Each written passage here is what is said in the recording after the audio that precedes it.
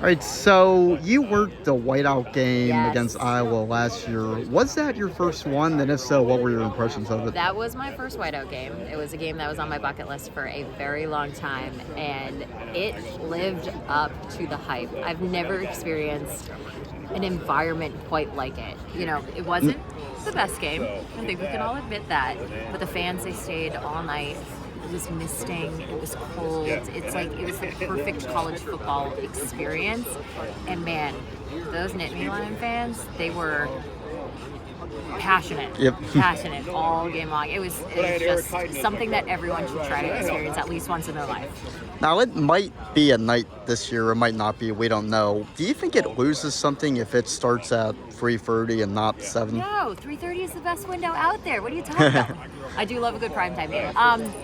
I think it all depends because, you know, that's what's unique about college football is you think about the time slot. So Fox with the big noon kickoff, right? Yep.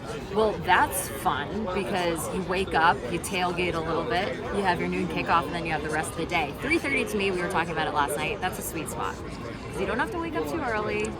But you get the game in at 3:30, and then you can still have time to go get dinner afterwards, right? Yep. But prime time there's something special about football under the lights, right? Right. And talking about Penn State's team in general, obviously there's a lot of good with Drew Aller last year, but when it came to the two biggest games, he wasn't at his best. Right. What do you think he needs to do to take that next step this season?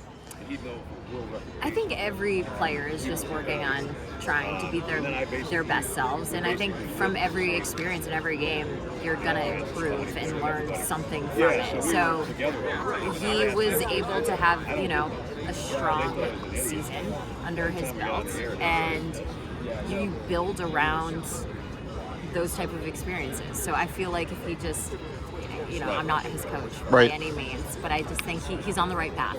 You know, you've seen flashes of greatness, so he just needs to go and try and replicate that in every game, which is not easy. Not many could do it. Yeah. So I was talking with Brad a few minutes ago. He was saying that during that Iowa game, the broadcast was thinking, like, this guy has a big arm. Why aren't they throwing it down the field more? Was that what you were thinking too? Yeah, and you know, we're not behind the scenes 24/7, so it's easy from outside perspective for us to say, you know, why isn't he throwing it more? Like, we've seen what he's capable of, and it was the same thing for us at the beginning of last year when it comes to Alabama and Jalen Milroe. We're like, why isn't he running more? Like, the guy's got legs. So there's a method to the madness, and we have to respect the coach's decisions. Sometimes we might not totally understand it, but it's our job to speculate, right? Right. So, do you feel that this is pretty much a playoff or bust season for Penn State now with the 12-team field? I think they're in a great spot to show what they're able to do in a postseason. And I think that that's a spot that they haven't been able to get into. When you look at kind of that 5 through 12 layout of where they've fallen the last few years, well, now you're going to have that opportunity to go out there and show what you can do when it comes to, you know, postseason play. So playoff or bust, I would say most people would agree that that's where Penn State falls this year. So we're getting close to August, which is college NFL. I can't believe it. It's prediction season, getting close. So if you had to predict, would you say that Penn State will be one of the 12 teams in? If I had to predict, absolutely. I feel confident in saying that they are one of the top teams in the Big Ten right now. They have the talent, they have the power, they have the ability. They just have to go out there and show what they're capable of. What are some of your observations? We talked about Aller, but of the rest of the team? For the rest of the team? Yep.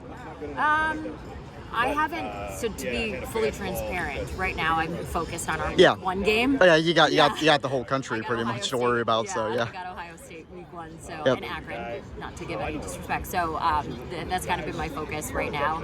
I try to keep a broad knowledge of all the teams in the Big Ten and all over the country, but really zone in on that next game that I'm going to have.